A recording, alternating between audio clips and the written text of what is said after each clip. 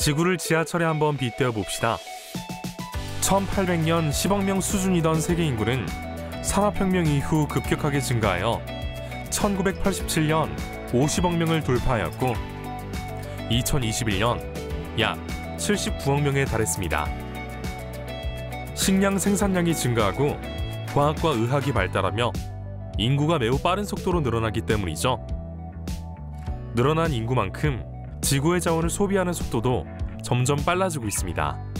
게다가 기술의 발달로 편리한 삶에 익숙해지며 우리는 너무 쉽게 원하고 소비하고 버리고 있죠.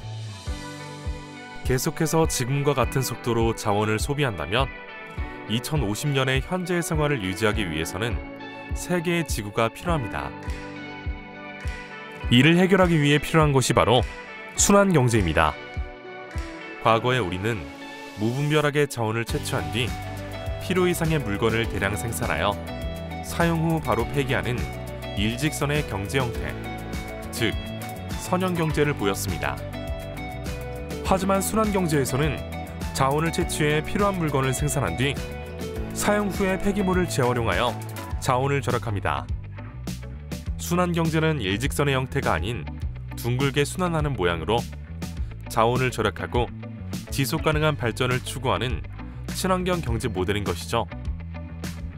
순환 경제에서는 다 쓴 플라스틱 제품을 무분별하게 폐기하지 않고 종류별로 모은 후 깨끗이 세척한 뒤 재활용하여 물병이나 비닐, 의류 등의 새로운 제품을 만들 수 있습니다. 오늘은 홍수열 소장님을 통해 이 주제에 대해 더 자세하게 알아보겠습니다. 안녕하세요. 기후변화 잡박사전의 허소율, 김동현입니다. 오늘은 자원순환의 날을 맞이해서 자원순환 전문가이신 자원순환사회경제연구소의 홍수열 소장님을 모셔보았습니다. 그럼 소장님을 만나뵈러 가볼까요?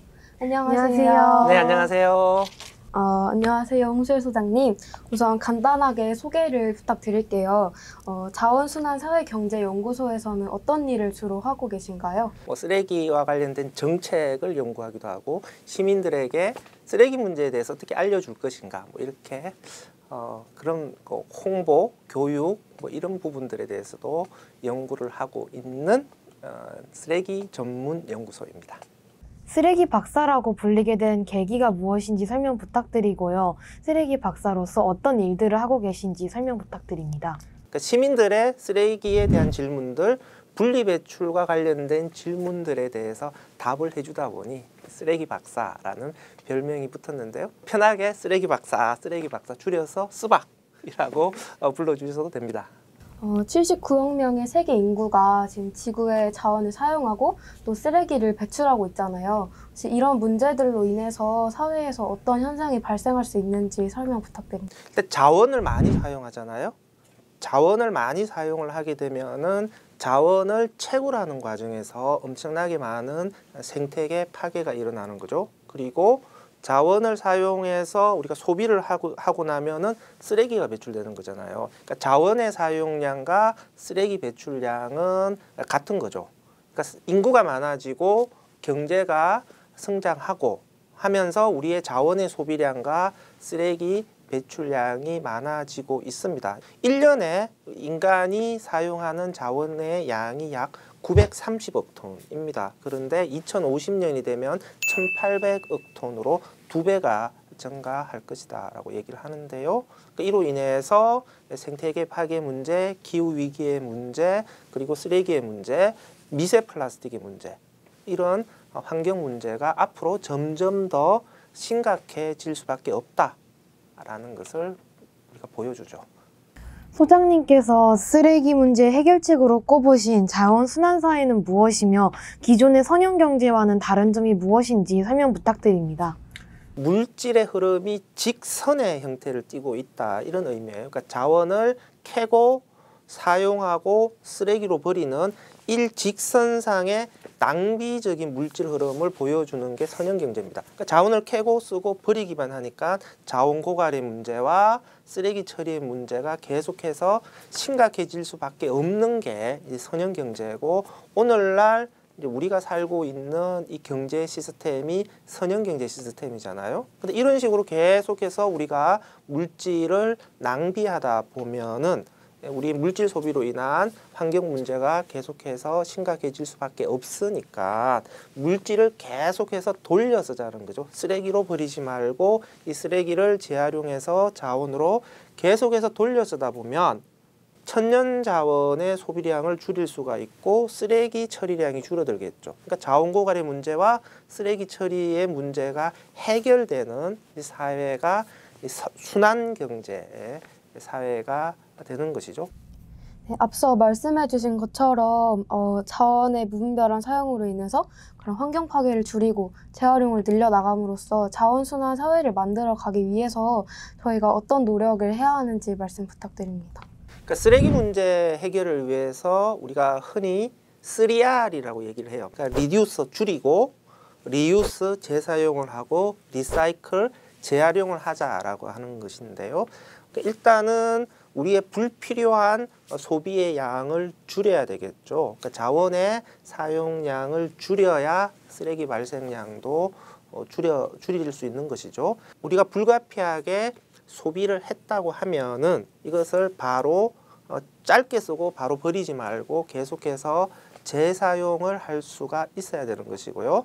만약에 쓰레기로 버린다라고 하면은 이 쓰레기를 재활용을 통해서 다시 자원으로 활용할 수 있어야 되는 것이죠. 이 세 가지 원칙만 잘 지키더라도 이 쓰레기 문제를 잘 해결할 수 있을 것이다 라고 생각을 합니다. 3R 원칙에서 세 번째 리사이클이 있었잖아요. 그러니까 이 재활용을 통해서 이 무분별한 개발을 멈추고 계속 재활용을 하는 거에 대해서 지속적인 순환경제 사회를 만들어 나가기 위해 우리 학생들이 할 수 있는 것에는 어떤 것들이 있을까요? 학생 여러분들이 소비하고 있는 것들 중에서 줄일 수 있는 것들이 어떤 것들이 있는지에 대해서 한번 생각을 해볼 필요가 있어요. 꼭 이런 일회용품을 사용해야 되는가? 일회용품을 사용하지 않는 방법들은 무엇인가? 뭐 장난감이라든지 학용품 같은 경우에도 이것을 그냥 실정이 나면서 쓸 수 있는 것들을 그냥 버리고 있는 것은 아닌지, 이렇게 우리가 그냥 일상적으로 사용하는 것들 중에서 줄일 수 있는 것들, 그리고 우리가 좀 더 오래 쓸 수 있는 것들이 어떤 것들인지, 이런 것들에 대해서 좀 많은 관심들이 필요하다라고 생각을 하고요. 중고 매장 같은 것들도 한번 소비를 체험해 봤으면 좋겠습니다. 뭐 아름다운 가게라든지 이렇게 중고품을 판매하는 매장들이 있잖아요. 무조건 새 것만 사지 말고 중고품들도 한번 소비해 보는 이 습관들을 가져보셨으면 좋겠고요.